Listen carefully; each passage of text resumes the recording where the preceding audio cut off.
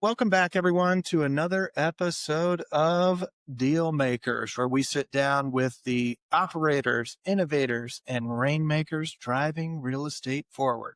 Today's guest is a friend of mine. He's a guy who knows how to get things done, from running thousands of multifamily units to now helping buyers and sellers close the biggest deal of their lives, and a new venture, helping them live in a way that they want to. So, Justin Santini is a seasoned real estate operator turned agent turned contractor, and with a killer track record in property management, a mind for systems, and a new chapter in the residential space.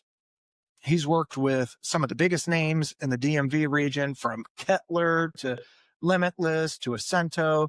And now he's making moves with our team and with his latest venture. So let's get into how he scaled operations, made the leap, and what he's seeing now from inside the deal room. So, Justin, welcome, man. It's great to be here. Absolutely, dude. Thanks for joining us. I know you got a busy schedule. One of the things that excited me the most about today is that you've started a contracting business.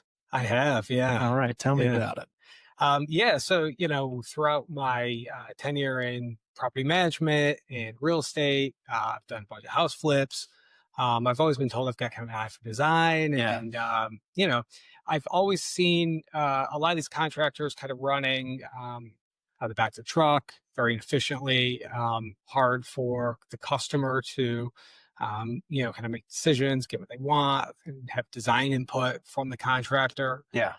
So I thought it would be a really good opportunity for me to kind of use all my experience in operations, systems, processes, design, and my experience with my own flips and builds to kind of put that to work for other people. So I'm really excited. Well, it's really awesome because, like, starting out is always tough in any business, but it's nice when you have a background in it.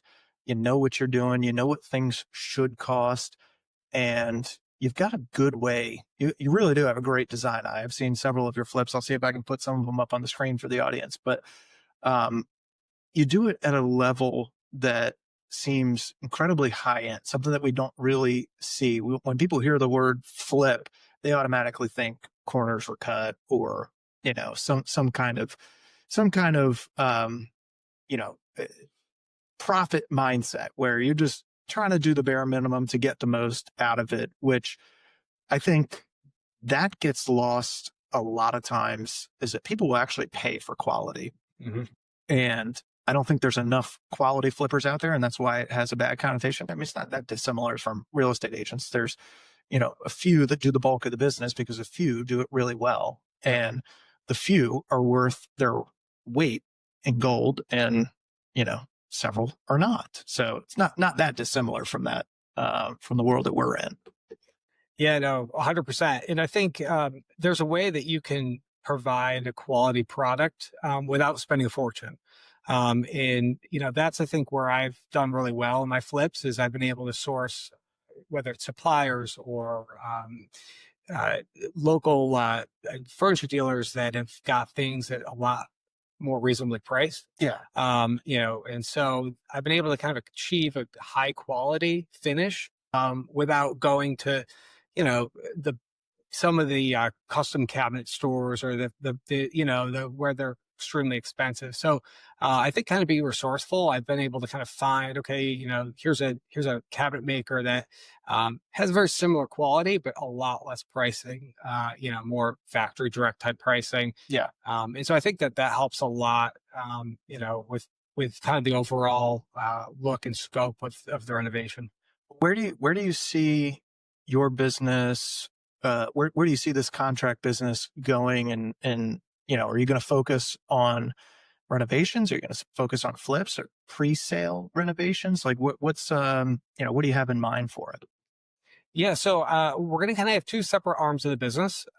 So one arm is going to be primarily multifamily. Okay. So doing unit turnovers, capital improvements, lender type repairs, things like that. And then the other side will be the residential side. We'll focus on full renovation. So A to Z, from a flip to end user who wants to renovate and get their house completely redone, or a retail customer who's looking to have a new kitchen or bath installed. So really trying to be a full service contractor, so that can kind of handle everything from start to finish. Well, we see so many properties around us, and we take clients out all the time to places that are maybe like, I don't know, tired might be the best word. Um, Places that are 30, 40, 50 years old, and they don't have an idea of what it costs to do this stuff. But they know that they want to redo the kitchen, they want to redo the bathrooms, they want to redo the flooring and stuff. I think it's such a value bonus for us to have that network with you, where you can say, you know what, I can meet you over at the property this day and time. Let's go take a look at it. I can give you a good idea of what this is going to cost. I can tell you how long it's going to take to do it. I can give you a portfolio of examples of ideas and stuff where this is what we've done in the past. This is what we can do for you. I think it's incredibly invaluable especially for those people that don't have vision. I mean, I've been doing this now 12 years. I would say 10% of clients or less have vision. So having somebody there that's done it and that can show them an end product is incredibly valuable. And then we have clients that are, trying to sell that tired place, and, they don't want to make a ton of renovations to it prior to listing, because they're like, shit, if I was going to do it, I would have done it for me. But there are some things that people can do that you'll be able to identify by just being in the space all the time. Or no, this is how much it's going to cost. This is where you should be spending your money right here, because this is going to be your money maker. And it'll be worth the investment. We'll be able to cut your time down on market in half, or even less than that. I think that's just an incredibly invaluable tool that we have never had before. And I'm excited that you're doing this, man. Yeah, no, I tend to agree. And, it's interesting. This is an interesting market, in the sense of, you find that a lot of end buyers are looking for turnkey move-in condition. They don't want to deal with a project, which is very different from where I grew up. I grew up in upstate New York, a little more of a blue collar area. I grew up where you buy a house, you renovate it, and you add value, and yeah, that's what you do. So yeah, it's interesting. I think that's where I've had a lot of success in my real estate ventures personally, is because I've been able to produce a product that is literally turnkey. They can bring their toothbrush and they're ready to move in. Yeah. And so, yeah, I think kind of having that ability to um, go to a potential a seller to say, hey, here's what I think you could do to maximize the value on the home. Here's what I think it'll take, and here's what's in style now. So one of the things that I really like to do is, I follow a lot of design magazines. Read a lot of design articles, and watch a lot of HGTV and things like that to really find out what is trending, what is in. I'm looking at what's popular in this, out west in the California market, in Yep. Europe, what's coming in this area. And I try to kind of be on the forefront of that with my designs, so it's different. You want something that's different yet functional. Yep. Exactly. Yep. So I think I do a really job of kind of being on that innovative, that different, unique design element. And I think that that's what buyers are looking for. They want something different. They don't want white sugar cabinets all the time. They want something different. Yeah. What's new and unique. And so that's what we try to do. Well, you think about, people buy a house, they're excited. It's one of the biggest investments they're going to make and all that stuff, but they buy a house for a lifestyle. And especially when you buy something that is turnkey and awesome, you want to show it off to your friends and family. So like when you can have them come over and they're all like, oh my God, look at this place. There's hardly any better feeling as a homeowner. It's a nice touch. But you mentioned, growing up in upstate. So walk me through the early years. All right. What was life like in upstate? Cold and snowy. No, but yeah, upstate's great. It's funny. I think as a kid, you always like, oh, I got to get out of here. It's awful. Then you look back, you're like, actually, it wasn't too bad. It's not that bad. No, but yeah. So grew up in upstate New York. Grew up in more of a rural area outside of Rochester. Yep. My dad is extremely handy. So grew up doing house projects with him. We have a cabin in the mountains in New York that we built together. So I learned a ton from him.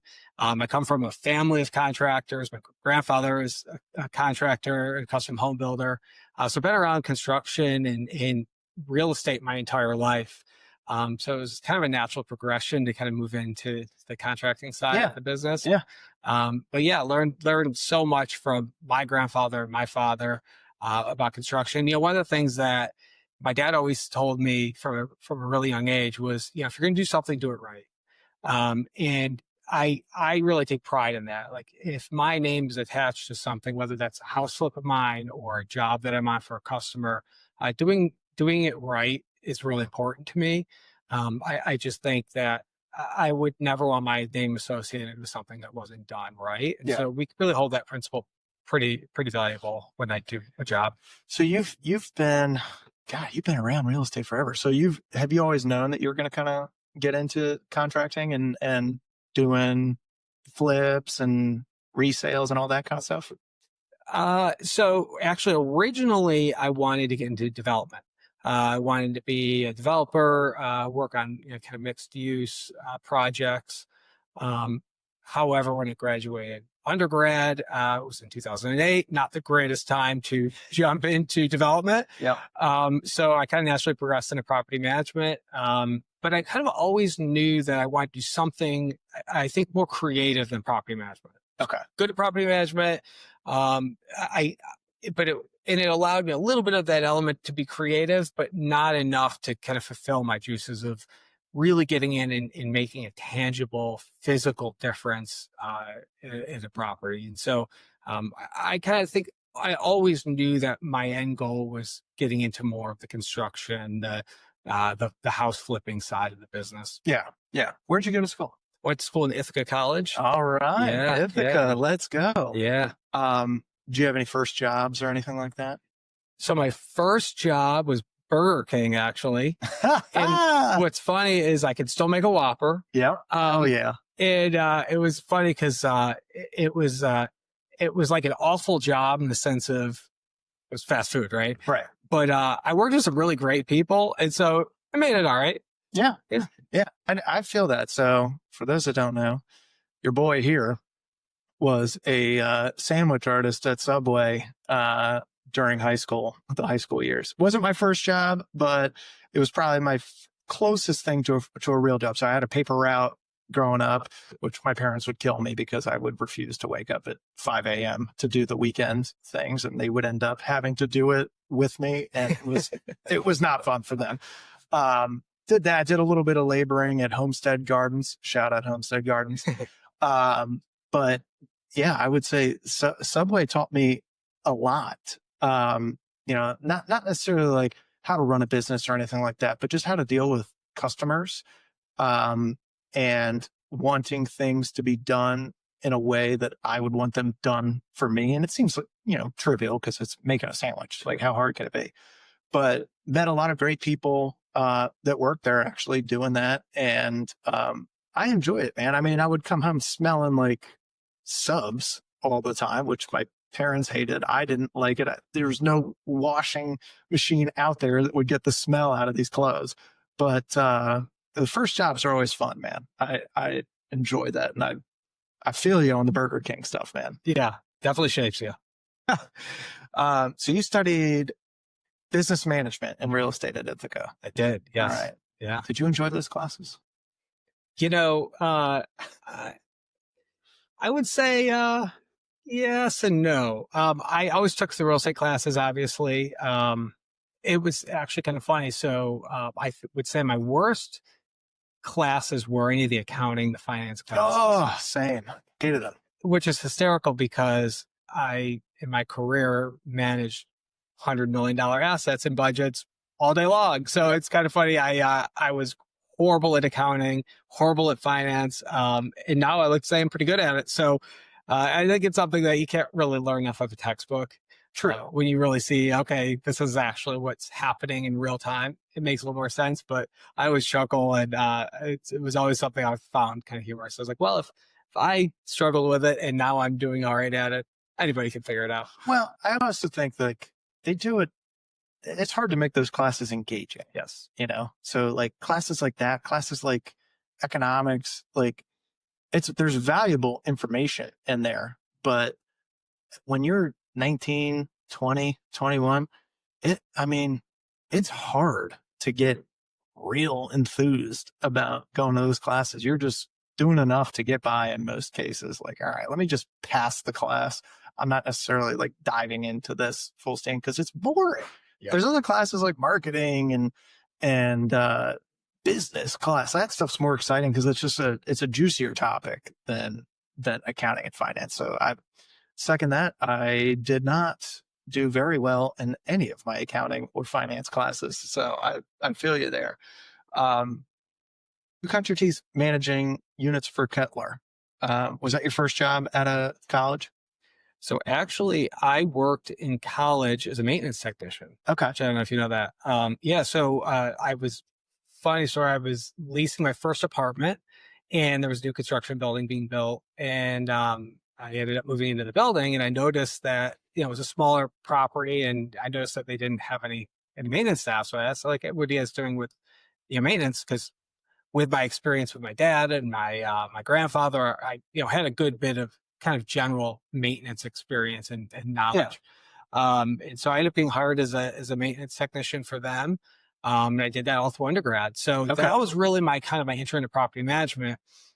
Towards the end of my senior year, our property manager was kind of taking some time off for some medical stuff. And so I sat in the office for her and she was like, you really should consider a career in property management. You you got a business degree. This is a really natural progression.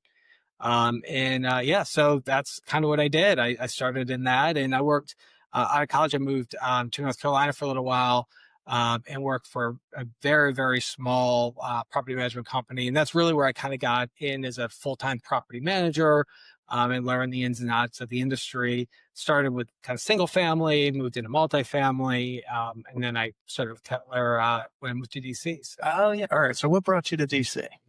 So my childhood best friend lived in DC. Okay. And I knew I wanted to be a little bit closer to home. North Carolina was great, but didn't feel quite like home. It was a little too hot. Totally different pace of living. Yeah, a little slower pace. Yeah, I'm a New Yorker, so so I got a little annoyed with the slow pace. So this was a good happy medium for me. It was right in the middle of the two areas, and so I landed here. Amazing. Yeah. So what's take me into those first couple days at Kettler, the first couple weeks. What was that like? Going from a small mom and pop property management firm to a large, multifamily operator like Kettler I thought I knew everything about property management. I'm like, I've been doing this 3 or 4 years now. I know everything there is to know. And then you get to a company like Kettler and you're like, wait, what's a purchase order? And why do I have to have contracts? But like, you really learn, wow, there's a whole kind of a corporate side of the industry. So it was a huge learning experience. They hired me originally to, they interviewed me for a senior property manager's position. Halfway through the interview, the regional was like, yeah, you're not a good fit for this position, but hold on one second. And so I'm like, okay. So sitting here and their senior vice president comes out and so he explained that they were looking to create a role, basically somebody to create this department within their company as the floating property management division. Okay. And they envision it being kind of like their triage unit, right? We've got a client that's upset or a property that's not doing great. It's send this full team in and they're going to fix it. And he was like, hey, I think he'd be perfect for it. He's got a really diverse background. So I thought it was a cool opportunity. My entrepreneurial spirit's like, I can build this team. Awesome. Let's do it. So that's what I did. So they hired me on the spot for that.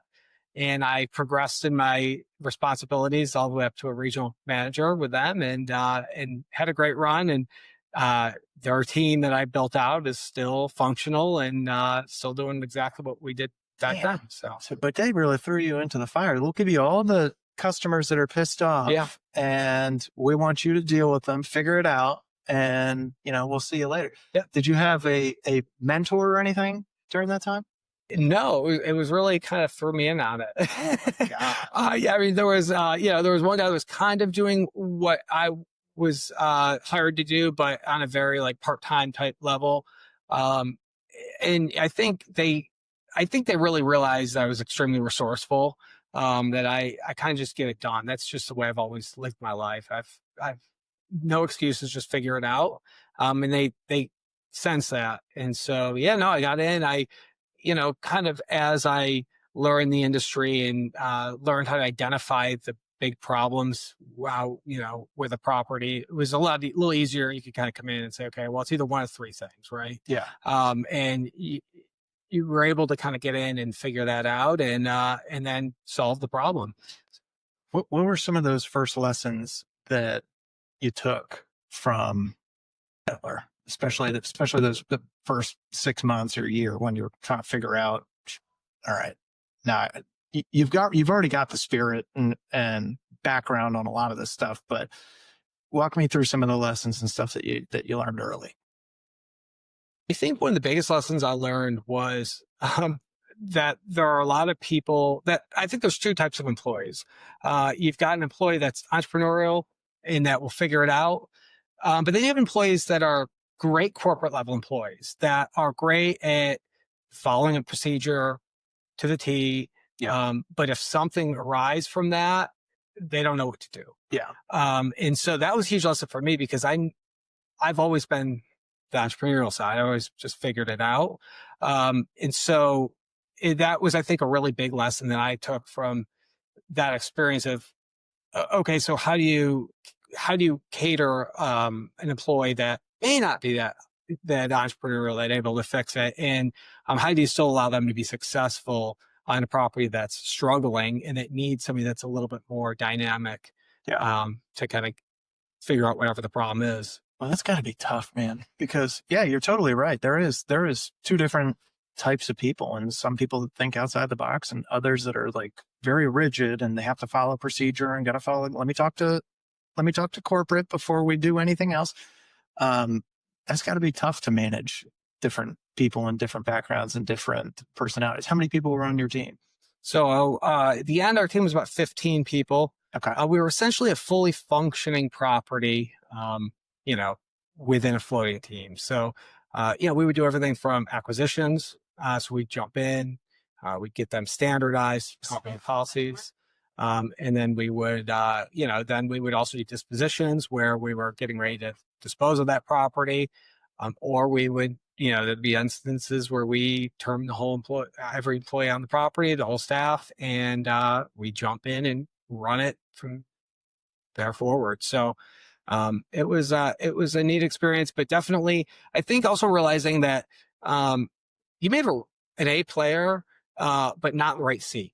And so, in my industry and in multifamily, that could be, hey, I've got a manager that would be great at a sleepy, stabilized property, but they're not really good at a lease up or a new construction deal or a distressed asset that you're repositioning.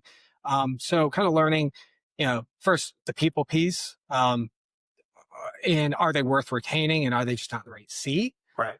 Or do you have a people problem in general and they're not worth retaining, and you have to move on and find somebody that would do an effective job. Yeah. I mean, in that sense, you're kind of like a GM of a team, and you got to kind of put people in the right spots or replace them. It's a tough responsibility. Yeah. What are some of the biggest lessons that you learned from managing and overseeing large multifamily portfolios? I think that you make your money on the buy. So where I found a lot of challenges would be when a client would buy a deal with completely unrealistic expectations of how it was going to perform. Saw a lot of that 2018, 2019, where, underwriting deals at, unrealistic cap rates or unrealistic, expenses, um, floating rate debt. And so it doesn't matter how good your team is, you're not going to ever succeed. And so I think that, um, you know, it was important to be able to look at a performa and to say off the bat, this is never gonna perform this way. And I think that having a candid conversation with the client, to say this is unrealistic, was something that a lot of people in multifamily really struggled with. The large operators, sometimes they're just hungry for that management. They just want to grow their book. They want to grow their portfolio.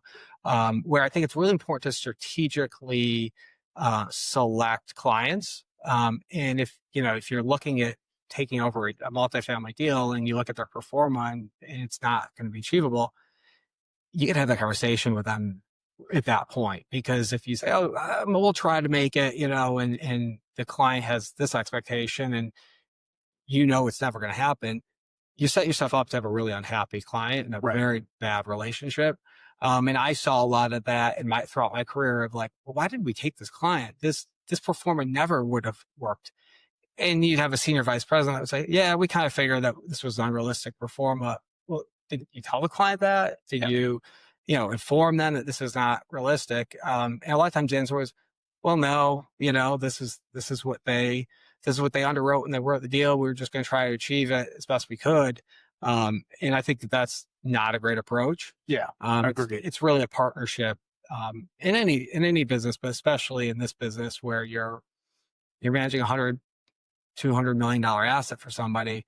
They're really entrusting you with a huge investment. So if you're not transparent about your belief that their performance is gonna work or not, I think that's just a really bad start to the relationship. Well, yeah, and this is a referral based business in most cases too. So if you do a poor job for one person, you think that that guy's not going to talk to everybody else that he knows in the space and say, "Yeah, don't work with these guys. Yep. They're not upfront about stuff." Um, how do you build systems that scale, especially in a people driven business? You've been very successful at that. I think first identifying what's working and what's not working. So, whenever I go into a new venture or a new company, the first thing I do is kind of find out from the team who's doing the task, what's working, what's not working. I ask questions like, what's taking the most amount of your time and why? It's amazing. It's amazing the employees I've talked to, give you an example, lease renewals. I can't tell you how many times I've went into a team and asked, like, what's taking all this time? Oh, doing lease renewal letters. It just takes me so long. I'm like, well, you're not using a mail merge, or you're not, oh, no, we type them all out. Well, of course it's taking a long time. Yeah. So really figuring out what's working, what's not working, and having a good idea of, I think, what the team is doing that's actually, that you're trying to improve a process on, right? Like, it's funny how many times I would see corporate level, the big players in the market creating a process or procedure sitting from corporate, who have no idea what they're trying to accomplish. And not that, but then they don't really test it. They don't see it in a real world environment. Um, where I look at something like that and I'm like, oh, haven't been off site that long. I know what the teams on site do. That's never going to work. Yeah. And so I think that it's really important to kind of identify what's working, what's not working, have an understanding, or bring in somebody that has an understanding of how it's done on a daily basis, and then test it and make sure it works. That's kind of always been my approach. I have the motto, work smarter, not harder. And I think with a lot of the AI technology and a lot of the new technologies that are coming out, being innovative and being forthcoming on technology and being honest with yourself of, hey, this is not working. Like we need to figure something else out, even if that was a big investment or a big time investment in a company. Um, it's not always the most expensive solution that works the best. Yeah. Well, that goes to the old adage, throwing good money at bad money, trying to force something to work that has been proven not to. Yep. Um, what separates great property managers from good ones? You mentioned a couple things. That's a great question. Proactive versus reactive. Okay. Um, you know, there are plenty of property managers who are good, but tend to be reactive. It's like, oh shoot, there's a leak here. Let me get the vendor in to fix it right away. Okay, that's great. They got the issue resolved, but what, a, in my eyes, a great property manager says, all right, well, we do preventive maintenance, so I'm going to check that. Or, hey, I know I see PVC plumbing in my boiler system. I know that that's going to end up failing. I've had history of leaks, so let's do preventative maintenance on that. That to me makes a great property manager. And I also believe that um, from a corporate level or a property management company level, uh, providing your on-site teams the tools that make them more efficient and allow them to be able to do what they should be doing, which is to be on site, to walk your property, to interact with your residents, to have great resident rapport and satisfaction.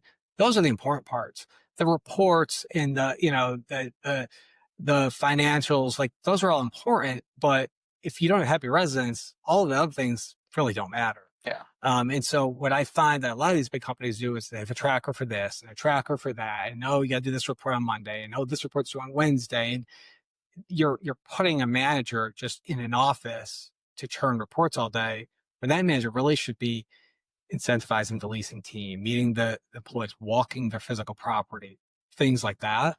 And so I think that it's kind of twofold, but having a property manager who is proactive with it paired with a property management firm that is also proactive in their approach and efficient. Yeah, but you've seen it's like they've got to be engaged in what they have, engaged in the portfolio. If you just churn out reports and stuff, that's all going to tell part of the story. But that's a great way. I mean, there's you get to think about that in a bunch of different walks of life, coaching and stuff. Like there's somebody that might know their X's and O's and stuff like that, but do they connect with the players? Do they not? And oftentimes, no. And if they don't, guess what? They're going to be gone pretty soon.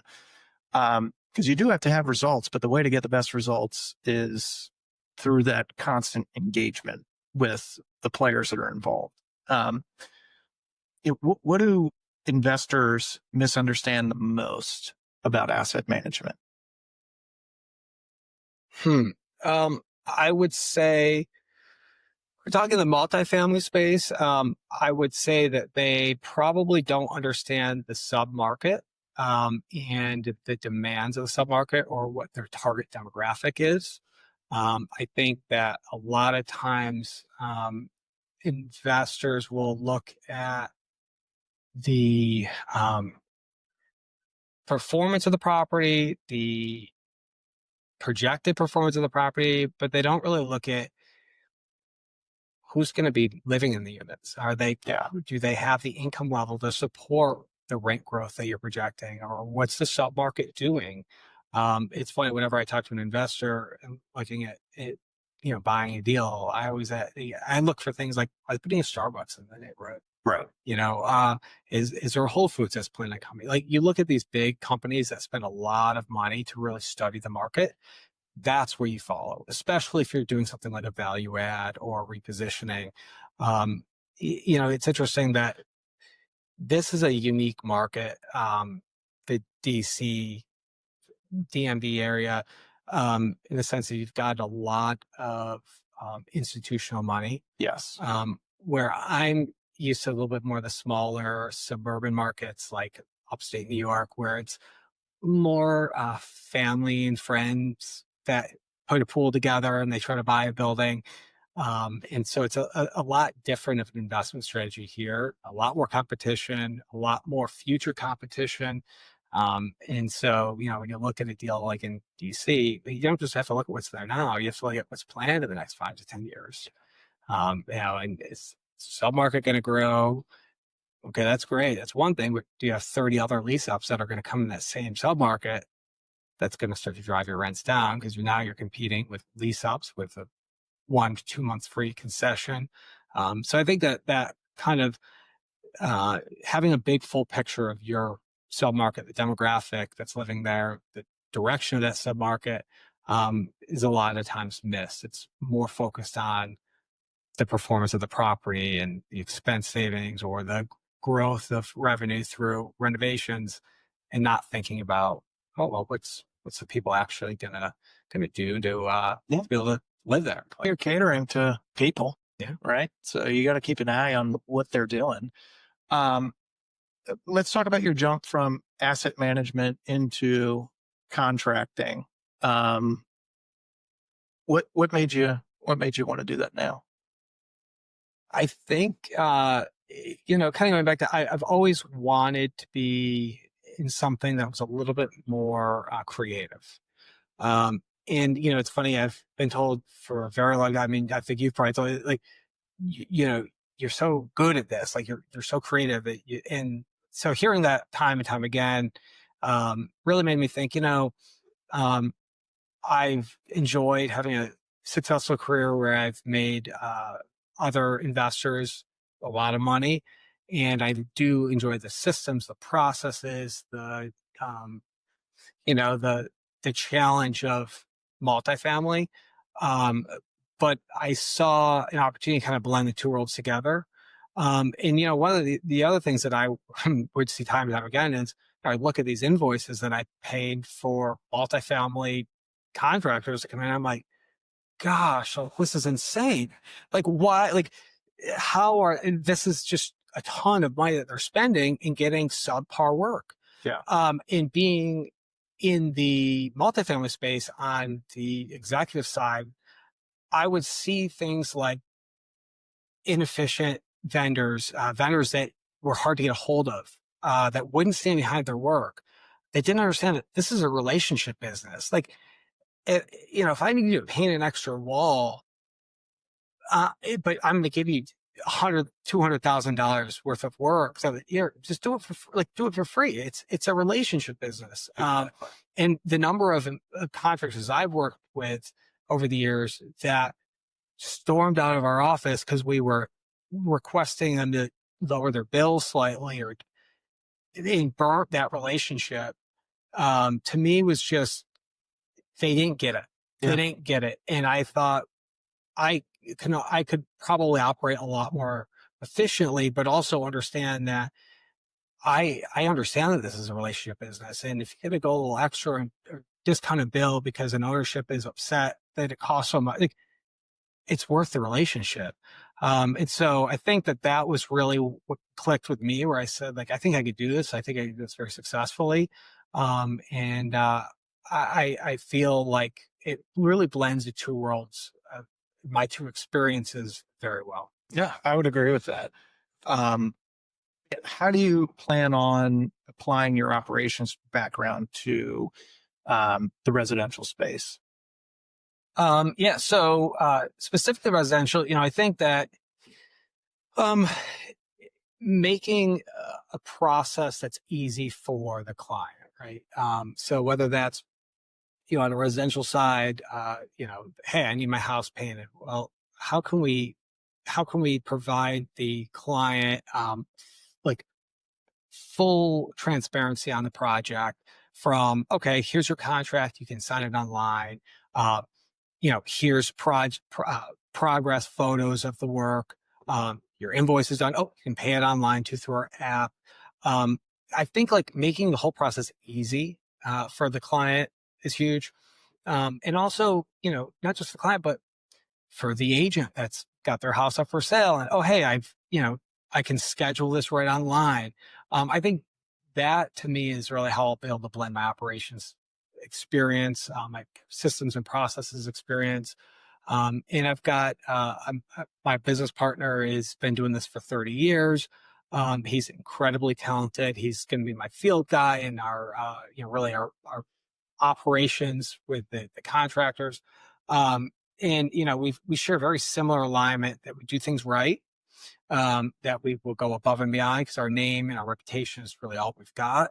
And so I think that between our two mindsets of doing it right, being efficient, hiring the right people to do the job, and also being a full service stack. I want to be able to be, from design to architectural drawing to permits, to construction in the final. Like, we want to be A to Z. I don't want you to have to call a designer and an architect. I want to be able to do everything in house, and that's our goal, is to be a one stop shop. That's awesome. That's awesome. It's something that we lack in the markets. It's something that I think every client wants. I think they love transparency and honesty. I can't tell you how many, contractors I've dealt with or stories that I've heard from people where it's like, well, the project started as, $100,000 for this. And then we get the final bill and it's, double that. And you're like, well, where was the heads up at some point,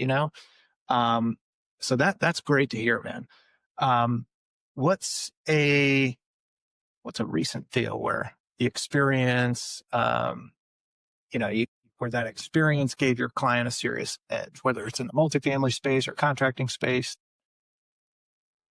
I have a deal that I've got in down Southern Maryland, and we took it over about a year ago. Some multifamily property. I was sitting at like 82% occupancy, physically just awful tax credit property. So, it's a harder asset to manage. And we've actually today, I just looked at, we were at 80 or 98.7% occupancy. We, surpassed a projected NOI last year by close to 10%. We're on track to do it again this year. And this client had the opportunity to buy two new deals in the same market. Yeah. And so, really with that, my understanding of the submarket, turning that asset around, they were able to buy these two other deals. And we're optimizing the operations because we have three deals. We've got one general manager that's over all three deals. We have one service manager over all three deals. And it made a huge impact on their ability to buy a deal, to underwrite it correctly. And they're 3 months into this deal now, and they're extremely successful.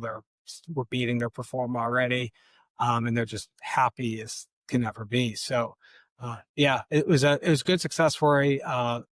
Definitely a great smaller suburban market. Yeah, what I'm used to. I'm a big fan of the suburban markets these days. I think, especially for multifamily space, it's a little bit more, safe. Yeah. Yeah. Well, that's a story that goes to show any of you people, no matter what your space is, know your market in and out. All right, let's get into a rapid fire Q&A session here. All right. What's the most underrated skill in real estate? I would probably say, I would almost, it's true. I would almost say on the design, the spatial recognition, we've toured hundreds of houses together. Yeah. I can walk in and say, that wall should go, kitchen moves there. Like, I can just visualize it. That's just something I've always been really good at. Or, hey, move this here and then a flow there. I think a lot of times, talking about residential, it's like people don't have the vision to see things differently as the way that they're right there. Yeah. And I've had a ton of value for houses without changing a bit of square footage. It's just optimizing the square footage that you have. I think that's one of the skills that a lot of people, from agents to end users to buyers, they just can't see it. And it's like, for some houses, I'm like, if this seller would just drop that wall, and it would cost $5,000. Yep. they could add tremendous amount of value to the sale of this house if they just No, don't think about it. no, they don't. It's an eye for detail. Let's do first thing that you look for when you're evaluating a property. Location. No doubt. Let's do what tech tool do you rely on every day? Don't tell me your phone. Give me something else. Actually, I rely on every day. Recently, AI, ChatGPT. It does come in clutch, man. It's wonderful, wonderful. Favorite spot to unwind in Annapolis? My boat. Yeah, that's hard to beat. What's your favorite trip to do on a boat? I like going to the sandbar. I'll do downtown Annapolis is always I like just docking up downtown and having a couple beers with friends. That's always fun. I love that. Yeah. Let's do you have a deal that you wish you had back? I have a lot of them. Oh yeah. Or deals I should have bought. Yeah. Yeah. Specifically when I lived in Charlotte, I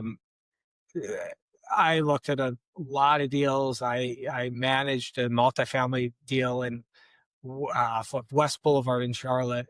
Gosh, I wish I had it now. Yeah, the Charlotte was probably that was my that was probably where I've seen the most progression in real estate in my adult life. Yeah. Charlotte's blown up. I moved in and I moved down there in 2010. Where, everything was kind of coming back from the bubble burst. And I've been down there recently, and just everywhere that it used to be there a distressed bad area where cheap houses are just all blown up now. So yeah. A lot of deals I wish I would have bought and still held on to. Charlotte, we love you. Mm-hmm. I've asked this question a bunch to other guests on the show.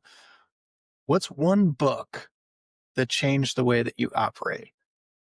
There's actually a book that I just read called Don't Eat My Cheese. Okay. And it's kind of all about, it's really all about kind of getting out of your comfort zone. And it's actually, I think, Who Ate My Cheese? That's Who Ate My Cheese. Okay. But it's all about kind of get out of your comfort zone and kind of getting out of your own way, I guess, is the best way to describe it. Yeah. That's all right. So Don't Eat My Cheese or Who Ate My Cheese.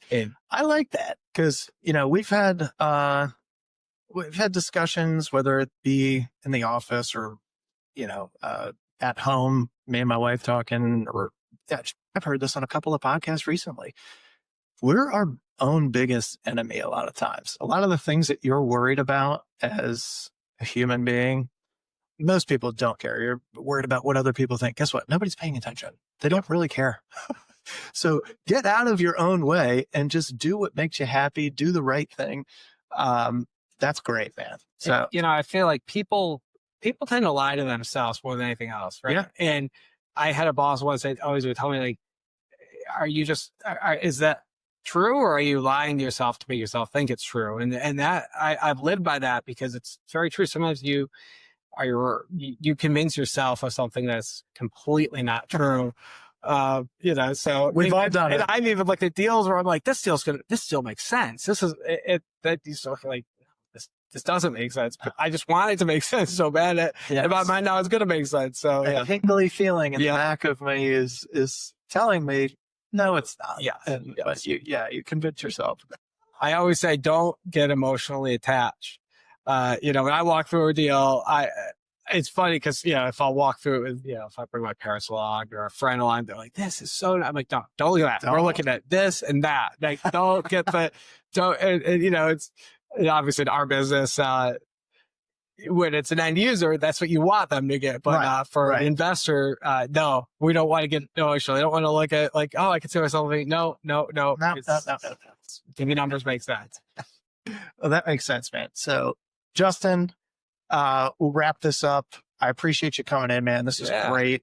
For those of you listeners out there and people that are watching on YouTube or on Spotify, Justin's bringing a full career of operations, systems, and smart decision making with him. Whether he's overseeing 5,000 units or helping a young couple, run through a renovation or buying their first place. Fundamentals don't change. One thing that I know is going to happen with you on pretty much anything that you do, there's going to be clarity, there's going to be consistency, there's going to be execution. And it's something that we don't have a lot of in this space. So I truly appreciate you. If you're in real estate, pay attention to guys like Justin, quiet operators that are just freaking great deal makers. So Justin, where can people connect with you to learn more about your latest venture or anything else, whether it's social or website or whatever you got? Yeah, absolutely. So LinkedIn, it's my name, Justin Santini, always on LinkedIn. So it's a great place to connect with me. Our construction company is Innovate Construction Solutions. It's innovateconstructionsolutions.com. We're launching a brand new full stack website. Should be out May 1. So definitely connect me on that. And then I'll give you all my contact info as well, the link. Well, perfect. And I'll put that in the description of the show when we wrap. If you enjoyed today's episode, share it with a friend. And don't forget to subscribe to the Dealmakers podcast. We'll see you guys next week.